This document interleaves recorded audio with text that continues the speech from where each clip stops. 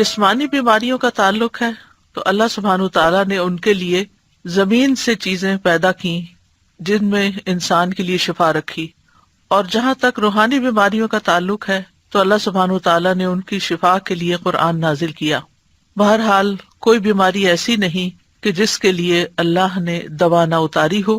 اسی سلسلے کی یہ حدیث ہے، ان ابی ہریرہ رضی اللہ عنہ عن النبی صلی اللہ علیہ وسلم قال ما انزل اللہ داء الا انزل له شفاء، کتاب الطب۔ ابو ہریرہ رضی اللہ عنہ نبی کریم صلی اللہ علیہ وسلم سے روایت کرتے ہیں، آپ صلی اللہ علیہ وسلم نے فرمایا،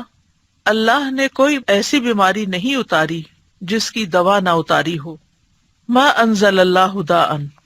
یعنی اللہ نے جو بھی کوئی بیماری پیدا کی ہے اس کے لیے شفا کا سبب بھی پیدا کیا ہے، یعنی جسمانی بیماریوں کے لیے بھی اور روحانی بیماریوں کے لیے بھی،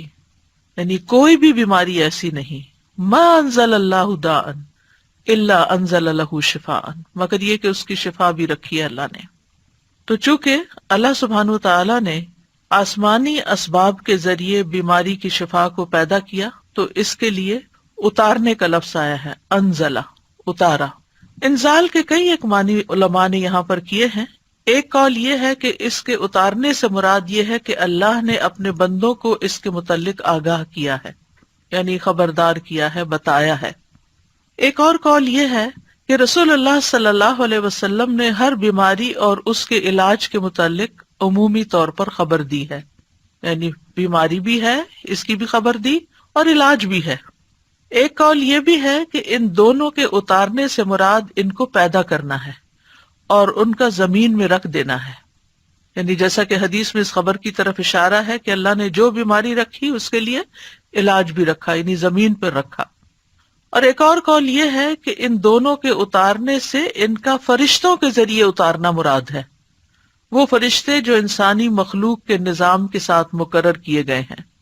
تو بیماری اور اس کا علاج فرشتوں کے ساتھ نازل کیا جاتا ہے۔ اور ایک قول یہ بھی ہے کہ اکثر بیماریاں اور ان کے علاج بارشوں کے اتارنے کے ذریعے سے ہوتے ہیں، جن سے غذائیں اور دوائیں اور دیگر چیزیں پیدا ہوتی ہیں۔ یعنی بارش اترتی تو زمین بہت کچھ اگاتی ہے، تو پھر اس میں بعض اوقات کچھ زمینیں ایسی ہوتی ہیں یا کوڑے کے ڈھیر ایسے ہوتے ہیں کہ جن پہ بارش پڑتی ہے تو وہاں سے جراثیم پیدا ہو کر بھی فضا میں پھیلتے ہیں، وہ بھی بیماریوں کا سبب بنتے ہیں۔ اسی طرح اچھی زمینوں پر جب بارش پڑتی ہے تو اچھی غذائیں پیدا ہوتی ہیں جو بندوں کو صحت مند رکھنے میں کام آتی ہیں، اور انہی میں پھر جنگلوں کے اندر ایسی جڑی بوٹیاں پیدا ہوتی ہیں کہ جن سے علاج کیا جاتا ہے۔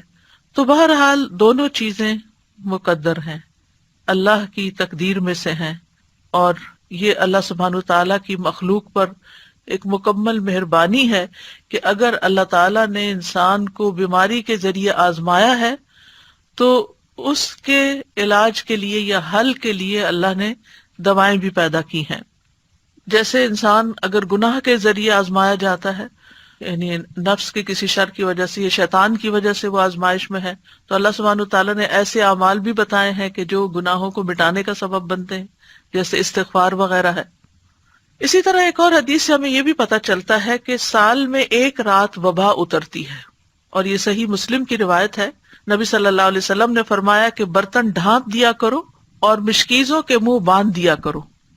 کیونکہ سال میں ایک رات ایسی بھی آتی ہے جس میں وبائیں اترتی ہیں